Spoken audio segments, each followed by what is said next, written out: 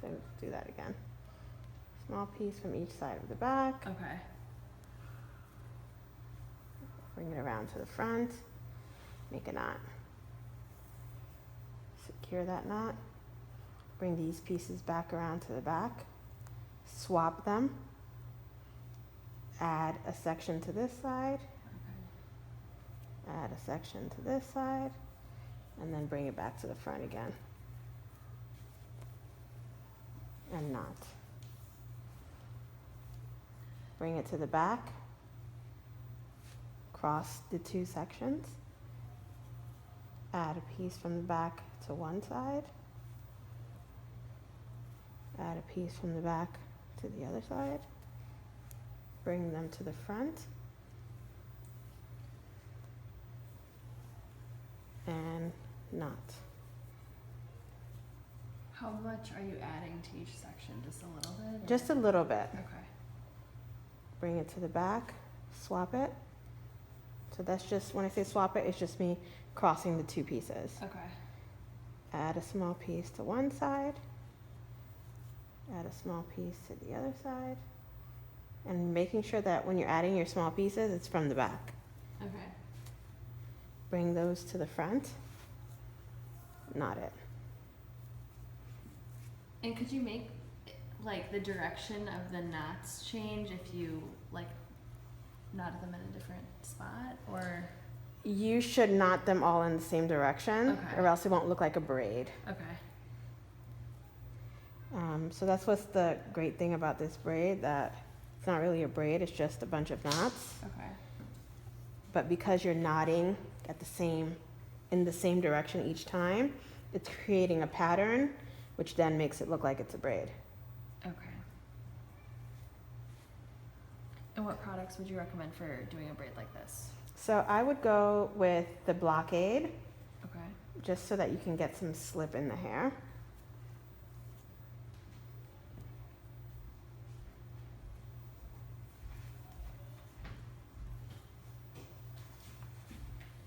And if you wanted to do this braid like super clean and like shiny or sleek, then I would go and use some of the Hot Mess Texture Gloss on Okay. damp hair, and you can do the braid like that as well.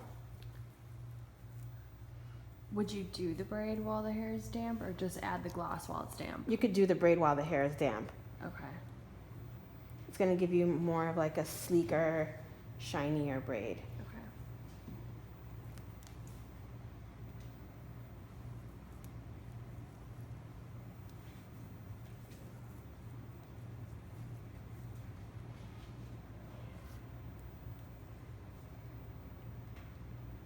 I like to say this is a good dad braid because it's not really a braid. It's just literally knots. And what dads aren't good with knots? So.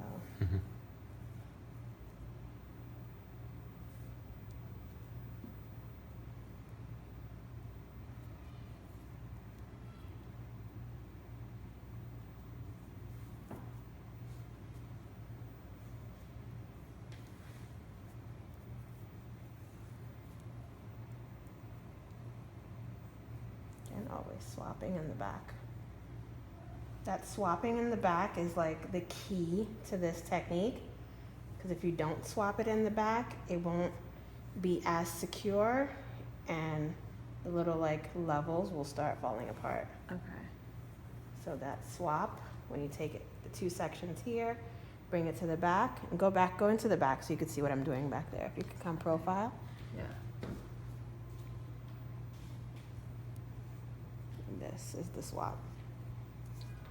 And then small piece on this side, small piece on this side. Do you want to do it again? That's cool. Knot to the back. So if they didn't swap, what would they do? Just like wrap it without like switching it? Right, if you brought it to the back and you just didn't swap it, you just added hair to it, it wouldn't be as secure. Okay.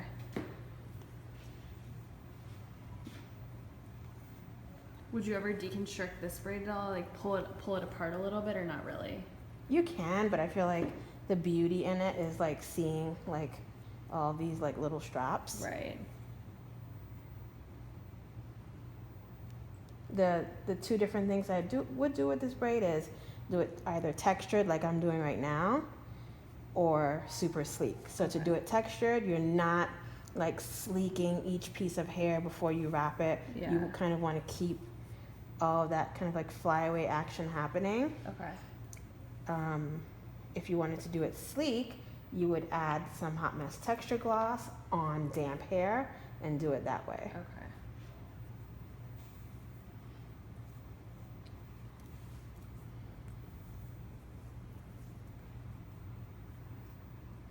And I think this braid is like very impressive without being like too aggressive of a braid. Right. It's really cool.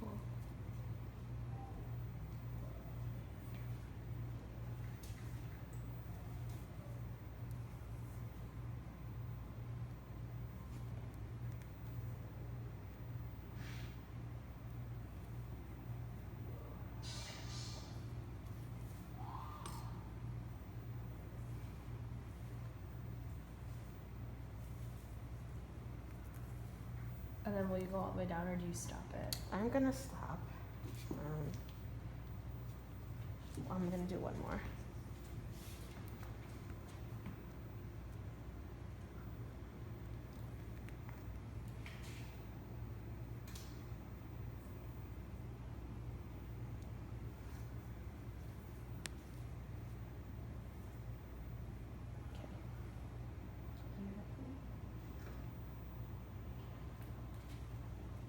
So with this, I'll just put the rubber band right under the last knot and secure. And for this, the last knot actually conceals the rubber band for you. Okay. So you don't have to worry about concealing a rubber band for this. Again, you can go in, kind of tug at them to spread it apart a little bit. Turn this on for me. And for like the final picture, I want to add a little bit more waves to the ends of her hair.